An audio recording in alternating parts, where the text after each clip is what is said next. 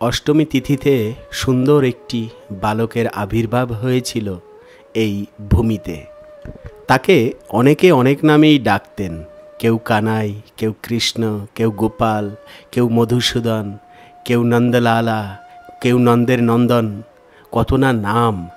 যেমন সুন্দর দেখতে তেমন ছিল তার গুণ। আজ এখনো পর্যন্ত তার ভক্তরা তার এই অষ্টমী তিথি উদযাপন করে, যাকে আমরা শুভ জন্মাষ্টমী নামেই জানি।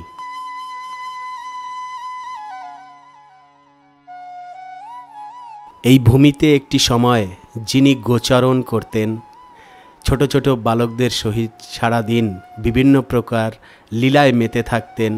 কখনো ঘরে ঘরে মাখন চুরি করতেন, কখনো বাঁদরদেরকে নিয়ে কোনো ভক্তের বাড়িতে, কখনো দেখা যেত এই ভূমির বৃক্ষের গোড়ায় বসে তার সখাদেরকে নিয়ে বিভিন্ন ভোজনের আনন্দে মেতে থাকতে। আবার কখনো কোনো বৃক্ষের ডালে বসে সুন্দর বেনু বাজাতেন।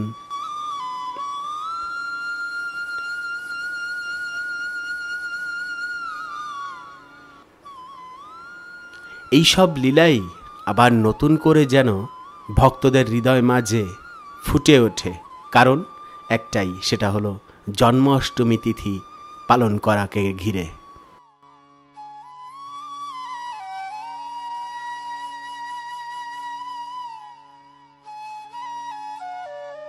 তবে কলিযুগে দাঁড়িয়েও তার ভক্তরা কখনোই তার লীলাভূমিকে ভোলেননি। এই জন্মাষ্টমী তিথিতে নন্দগাঁয়ে, মথুরায়, গোকুলে, বিভিন্ন স্থানে ব্রজের শ্রীকৃষ্ণের জন্মাষ্টমী উদযাপন করে থাকেন। শুধু ব্রজে নয়, পৃথিবীর বিভিন্ন প্রান্তে যত কৃষ্ণ ভক্তরা আছেন সবাই উদযাপন করেন এই জন্মাষ্টমী।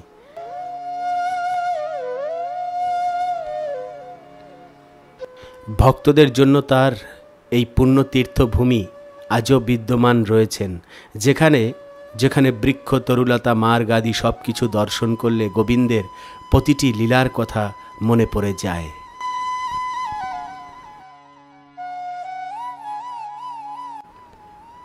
যিনি সর্বেশ্বর সম্পূর্ণ ভ্রমণ্ডলের অধিপতি হয়েও ছোট্ট একটি শিশু রূপ নিয়ে এসেছিলেন এই ধরাধামে।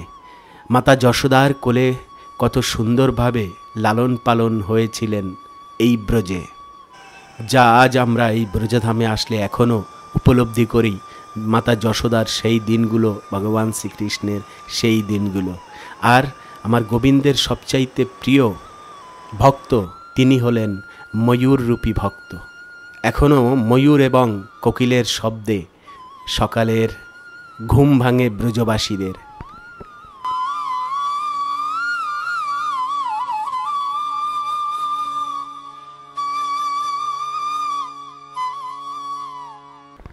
জন্মাষ্টমী তিথি উপলক্ষে তিনটি স্থান এই ব্রজের মধ্যে খুব প্রসিদ্ধ। এক হলো কংসের কারাগার, যেখানে প্রকট হয়েছিলেন। সেখান থেকে চলে যান গোকুলের 84 খাম্বা, যেটি নন্দমহল বা নন্দালয় বলে জানি, এবং সেখান থেকে চলে আসেন নন্দগ্রামে। তিনটি স্থানই খুব আনন্দে পরিপূর্ণ হয়ে যায় এই শুভক্ষণটিতে। ভক্তরা বলে এই ব্রজধাম যেন কীরকম একটা মায়াশীল। সুন্দর সুন্দর বৃক্ষ দেখতে পাওয়া যায়, তার পাশে গোমাতারা বসে থাকে, বৃক্ষের ডালে পাখিরা কলরব করে, ময়ূরেরা ঘুরে বেড়ায়। আবার কখনো কখনো যেন দধি মাখনের ভারগুলো পড়ে থাকে, এবং কোথাও কোথাও সুন্দর সুন্দর ফুলের সুবাস, ঘ্রাণ ভেসে আসে। এই সব কিছুই তেমন দাপর যুগের মতো যেন এখনও রয়েছে।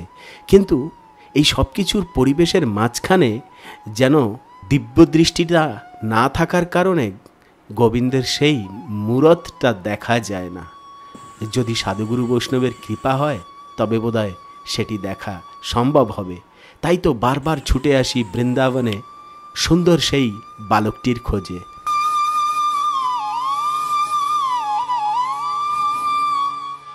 ব্রজের এই পর্বত শৃঙ্গমালার তটে, সরোবরের তটে, বিভিন্ন বৃক্ষের নিকটে গোবিন্দ যখন একা বসে থাকতেন আর সুমধুর সুরে বেনু বাজাতেন, তখন গোপিকারা বিভিন্ন প্রকার সেবার সুযোগ খুঁজতেন।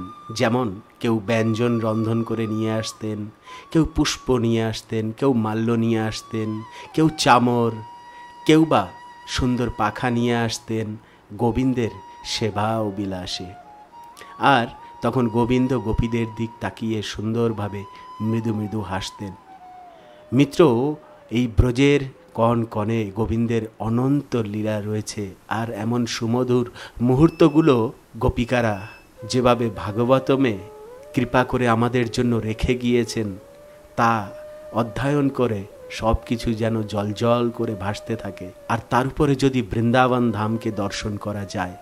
অনেক সময় ভক্তরা বলেন, আজ জন্মাষ্টমী তিথি আগত, আর এই শুভ তিথিতে বৃন্দাবন ধাম দর্শন করব না, এ কি হয়? কেন? সেই প্রাণনাথ গোবিন্দ যেখানে লীলাবিলাস করেছেন, আবির্ভূত হয়েছেন, এমন পরম ধাম হয়তো একটি সময় এ যুগের থেকে হারিয়েও যেতে পারে। তাই যদি সুযোগ আসে তাহলে কেন হাতছাড়া করব? তাই আমাদেরও উচিত এই পবিত্র ভূমি দর্শন করা।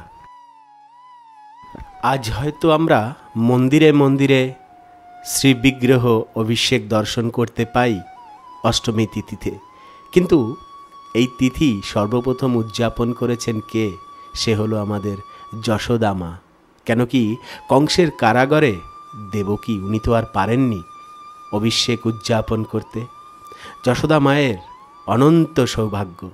চিন্তা করুন, সুন্দর সোনার পাত্র, তার উপরে গোবিন্দকে বসিয়ে দ্রব্য দিয়ে গোবিন্দের অভিষেক, এ কেমন দৃশ্য ছিল! চারিদিকে ব্রজবাসীরা সবাই গোল হয়ে বসে থাকতেন, উলুধ্বনি দিতেন, শঙ্খের ধ্বনি দিতেন, কেউ হাসতেন, পরম আনন্দে কাটিয়েছেন।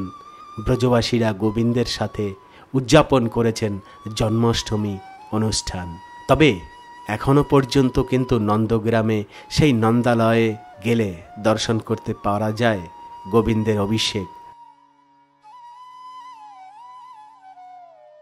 টানা 5 বছর ধরে, মানে সেই 2021 থেকে আজ 25 চলছে। তার মাঝে মাঝে কলকাতায় 1 সপ্তাহ কিংবা 10 দিনের জন্য চলে যাওয়া, আর সে সময় গিয়ে যেন গলাটা পিপাসায় ভরে যেত। কিসের পিপাসা জানেন? এই ব্রজধাম দর্শনের পিপাসা। মানে এতটা মায়া এই ব্রজের প্রতি আজ, যেন এর বাইরে যেতেই প্রাণটা বেরিয়ে যায়। তাই কলকাতা থেকে এসেই বেরিয়ে পড়েছিলাম ব্রজধাম দর্শনের জন্য। আবার সেই শ্রীমতী রাধারানীর অনুমতি নেওয়া, যে শ্রীমতী রাধারানীর কৃপা ছাড়া ব্রজে কখনোই বসবাস করা যায় না। তাই আমাদের সর্বপ্রথম সেদিনকারের গন্তব্য ছিল সেই শ্রীমতী রাধারানীর বর্ষানা ধাম, যেখানে ময়ূরকুটি, মানগর, দানগড়, গেওয়ারবন, রাধা সরোবর, আরও কত কিছু দর্শনের। তাই আবার চলেছি কলকাতা থেকে এসেই বর্ষানার উদ্দেশ্যে। সঙ্গে রয়েছে আরও ভক্তরা, যা আজ আপনার কাছে শেয়ার করছি। রাধে রাধে মিত্র, ধাম সেবক উত্তম চ্যানেলে আপনাকে অনেক অনেক স্বাগতম। আর আমি চলে এসেছি বৃন্দাবনে। সেটা হয়তো আপনি জানেন, না জেনে থাকলে তাহলে এই ভিডিওতে আজকে জেনে নিন। তো আজকে বেরোচ্ছি আমরা বিনোদ বাবাকে দর্শনের জন্য এবং বর্ষানা ভ্রমণের জন্য। হ্যাঁ, কিন্তু বর্তমানে বৃষ্টি পড়ে রাস্তার অবস্থা অনেকটাই খারাপ হয়ে গিয়েছে। তবুও যাত্রা আমাদের থেমে নেই, দর্শন তো করতেই হবে ব্রজধাম। তো দুপুরে প্রসাদ পাবো, সেখানে আরও অনেক কিছু দর্শন করব। তো চলুন আজকের এই ভিডিওটি শুরু করা যাক।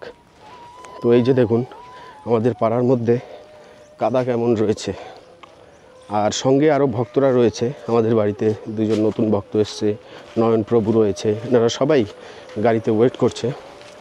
আর আমরা যাচ্ছি এবারে সেই গাড়ির দিকে। আজকে অনেকটা লেট হয়ে গিয়েছি, এখন বাজে প্রায় 11:30। এদিকে যাত্রী তো রেগে ভোম, 11:30 বেজে গিয়েছে। করার কিছু নেই, কেন কি আলাদা আলাদা গ্রুপের আলাদা আলাদা সময় থাকে, তাই এটাকে মেনে নিতেই হবে। গরমও পড়েছে প্রভু। হ্যাঁ সরি প্রভু, একটু লেট হয়ে গেল আজকে। আসেন। अरे जीजा जी सुपर लगता है, कैमरा भी लेके आया है, टेंशन नहीं है। आसन माता जी बस बोलो। एसी लागবে না, গ্লাস উঠে না, ঠিক আছে, अंदर पहुंच जाओगे ना कंदर में। अच्छा वो 71 में चला आएगा। ও তব তো কোই দিক্কত নেই হ্যাঁ আমরা চারজন পিছনে বসি না না আমি পিছনে বসি আমরা চারজন আপনারা বসেন মাঝখানে আপনি সামনে বসে যান সবচেয়ে আগে আর মাতাজিরা পিছনে বসে যান তিনজন ব্যাস ওই তো ওই জন্য ওটা ঠিক করতে গেছে তুই পিছনে গাড়ি তো কন্ডিশন ভালো না গাড়ির কন্ডিশন ভালো না কি করবো এমার্জেন্সিতে আমাদের বৃন্দাবনে যদি কোনো ভক্ত দর্শনের জন্য আসেন সর্বপ্রথমে মাথায় কিন্তু একটাই থাকে জিনিস, সেটি হলো নিধুবন কতক্ষণে দর্শন করব। তো আমাদের বারসানাতে যে নিধুবন নেই তা কিন্তু নয়, মানে নিধুবন কি 10টা না, নিধুবন তো একটাই, তবে নিধুবনের মতো বন অনেক রয়েছে। প্রায় 12টি বন আমাদের ব্রজে আছে, তার মধ্যে একটি কিন্তু ঘেভার বন। এই যে দর্শন করছেন এই দ্বাদশ বনেই কিন্তু রাসলীলা হয়েছিল ভগবান শ্রীকৃষ্ণের, তাই দ্বাদশ বন মিলে নিধুবন, আবার নিধুবন আলাদা এটিও বলা যাবে না, দ্বাদশ বনের মধ্যেও আবার নিধুবন, মানে গোবিন্দের কাছে সেই রাসের স্থানগুলি সব নিধুবনের মতোই মহত্বশীল আর ভক্তদের কাছেও মহত্বশীল। তাই সর্বপ্রথম আমরা চলে আসলাম এই ঘেভার বন দর্শন করার জন্য। এখানের বিশেষত্ব হলো এই যে আমাদের শ্রীমতী রাধারানীকে আমাদের গোবিন্দ শৃঙ্গার করিয়েছিলেন এবং দুজনকে আবার শৃঙ্গার করেছিলেন সব গোপিকারা মিলে এই স্থানে, বা গভীরতম বন থেকেই মূলত এই বনের নামকরণ, সেটি হলো ঘেভার বন। আর এই বনের নিকটেই কিন্তু রয়েছে রাধা সরোবর, যেটি শ্রীমতী রাধারানীর অত্যন্ত প্রিয় একটি সরোবর, যেখানে সব সখীদের সহিত উনি স্নানাদি করতেন এবং হোলির সময় বিশেষত সেখানেই সারতেন। আর এই বনের ভিতরে প্রবেশ করলে সোজা তাকিয়ে পড়লেই সেই মানগড়ের পর্বতের চূড়া দেখা যায়।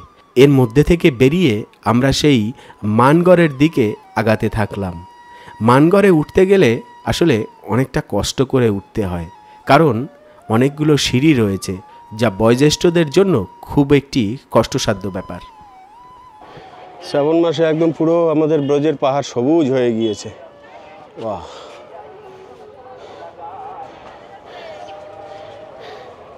ডান দিক দিয়ে চেপে আসো, বাদর বসে আছে। আস্তে উঠবেন বাবা, সে যেরকম উঠেছিলেন ওরকম। হ্যাঁ, ওই জন্য বেশি প্রেশার দেবেন না, আস্তে আস্তে উঠে যাবেন। অর্ধেক হয়ে গেছে আসা, আর একটুখানি হলে হয়ে যাবে। হ্যাঁ, ওইটুকু হলে হয়ে যাবে। ওই তো গেট দেখা যাচ্ছে, ব্যাস এতটুকুই। হ্যাঁ, সবার আগে উঠে যাচ্ছি।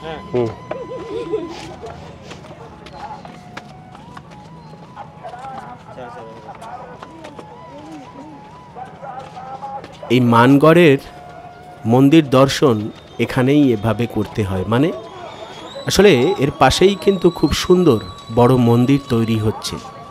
প্রায় আজ থেকে বছর 3 আগে যখন মন্দিরের কাজ শুরু হয়নি, তখন কিন্তু আমরা মন্দির দর্শন করতাম এর নিকটেই। আজ সেখানে খুব সুন্দরভাবে মন্দির তৈরি হতে যাচ্ছে। আশা করি আমরা 1-2 বছরের মধ্যে সেই মন্দির দর্শন করতে পারবো। এরপরে আমরা এখান থেকে আবার যাত্রা শুরু করলাম সেই রাজা মানসিংয়ের মহলের দিকে এবং রাধারানীর মন্দিরের দিকে।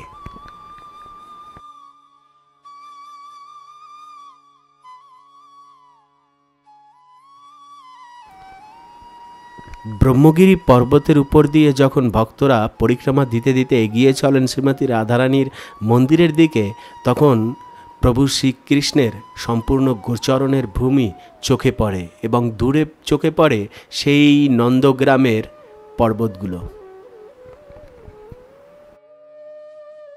এবারে আমরা এই দানগড় মন্দির দর্শন করে এগিয়ে চলেছি রাজা মানসিংয়ের মহলটি দেখার জন্য। আসলে দেখুন, দিনে দিনে যতই সময় পেরিয়ে যাচ্ছে তত কিন্তু ভক্তরা ক্যামেরার প্রতি নজর দিচ্ছেন। আগে যেখানে বছর 2 আগে অনায়াসে ভিডিও ধারণ করতে পারতাম, গোবিন্দকে দর্শন করতে পারতাম, সেখানে আজ অনেকও মন্দির বন্ধ করে দিয়েছে ক্যামেরা ধারণ করা বা ভিডিও ধারণ করা। তো তো সে কারণে শুধু বাইরে থেকেই বেশিরভাগ মন্দির এখন দর্শন করাতে হয়। কেন কি সোশ্যাল মিডিয়ায় যে এই ভিডিও ছড়িয়ে পড়ে সেটি মন্দিরের ভক্তরা জেনে গিয়েছে। জানি না কী কারণে এই রেস্ট্রিকশন শুরু হয়েছে, তবে আশা করি আগামীতে এর থেকেও আরও বেশি আমাদেরকে বাধাগ্রস্ত হতে হবে ভিডিও ধারণ করার জন্য। তো এবারে আমরা এই মার্গ থেকে রওনা দিয়েছি শ্রীমতী রাধারানীর মন্দির দর্শন করার জন্য। প্রচণ্ড ভিড় ছিল আজকের এই দিনে। তবে একটি খুব মজাদার বিষয় হলো, এর আগে যখন এই রাস্তা দিয়ে আমরা যেতাম তখন এখানে উপরে শেড ছিল না, অনেকটা কষ্ট হতো, রোদে বা বৃষ্টিতে বিপদে পড়তে হতো। এখন খুব সুন্দর ব্যবস্থা। তার উপরের বড় ব্যবস্থা হলো আমাদের শ্রীমতী রাধারানীর মহল দর্শন করতে আসলে রোপওয়ের ব্যবস্থা, মানে বয়োজ্যেষ্ঠরা রোপওয়েতে করেও উপরে চলে আসতে পারেন মাত্র 50 টাকার বিনিময়ে, আবার ফিরেও যেতে পারেন 50 টাকার বিনিময়ে। মাত্র 100 টাকা খরচা করলেই কিন্তু রাধারানীর আরও নিকটতম স্থানে চলে আসা যায় বিনা কষ্টে। তবে তপস্যাটি কিন্তু আর হচ্ছে না, কারণ কলিযুগ। রাধারানী আরও যে কত সহজ করে দেবেন তার মুখশ্রী দর্শন করার জন্য এটি একমাত্র তিনিই জানেন। তবে এই মার্গটি এত সুন্দর, দুধারে যেন শ্রীমতী রাধারানীর বাড়ির মেলা বসেছে। দর্শন করতে বেশ ভালোই লাগে। কত রকম ফুল, মালা, থলি, ব্যাগ, রাধারানীর চিত্রপট আদি কত কিছুই না পাওয়া যায়। তার সাথে লস্যি, জলের বোতল, লেবু জল, ফুলমালা, রাধারানীর পুজোর মালা, ডালি, অনেক কিছুই পাবেন। বেশ দর্শন করতে করতে ভক্তরা এগিয়ে চলেছেন শ্রীমতী রাধারানীর দর্শন পাওয়ার জন্য। কিন্তু এবারের কথা হলো, রাধারানীর মহলের ভিতর তো দর্শন করাতে পারবো না, এমনকি মোবাইল দিয়ে ভিডিও করতে গেলেও অনেক সময় বাধাগ্রস্ত হতে হয়। আর আমার ক্যামেরা তো আটকাবেই, তাতে আর কোনো সন্দেহ নেই। তো যাই হোক মিত্র, এই যে কলকাতা থেকে দর্শন করতে এসেছি, আমরা প্রিয়াকুণ্ডে গিয়েছি এবং বিনোদ বাবাকে দর্শন করেছি, অনেক আনন্দ করে আবার ফিরে এসেছিলাম রাধাকুণ্ডে। এভাবেই দর্শন পর্ব আমাদের চলতে থাকবে। তবে আবার নতুন করে কিন্তু ব্রজধাম দর্শনের ভিডিও আসতে চলেছেন। আজকের এই ভিডিওটি ছিল এই অবধি। পরবর্তী ভিডিওতে সঙ্গে থাকবেন। সে অবধি ভালো থাকবেন, সুস্থ থাকবেন। রাধে রাধে।